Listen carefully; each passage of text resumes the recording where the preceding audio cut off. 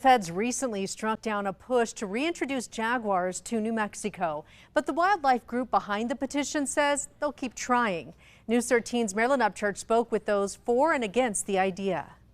We've been working to recover endangered jaguars for decades at the Center for Biological Diversity. And sadly, we need to do so because jaguars were entirely exterminated from the United States. Once roaming throughout the Southwest, jaguars are now a rare sight. In fact, there are only 2 known in the U.S., and they are listed as near threatened. Back in 2022, the Center for Biological Diversity submitted a petition to the Fish and Wildlife Service requesting the reintroduction of jaguars to the Gila National Forest.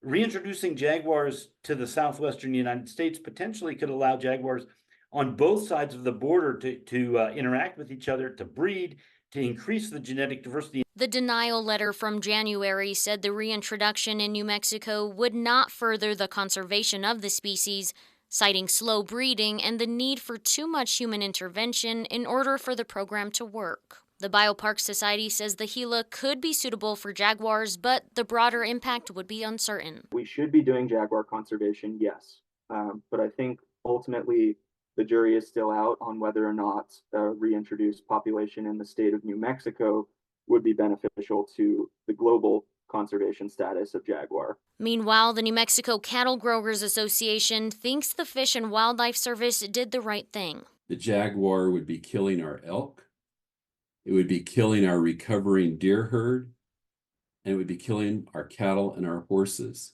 They would be potentially terrorizing those members of our rural communities. The Center for Biological Diversity says they won't let the denial stop their work. They are doing a legal evaluation and plan to gain more public support. But we know that they're important here. They were always here.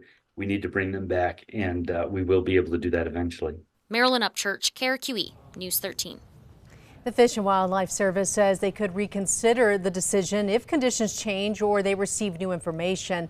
Right now, the biggest population of jaguars is in South America.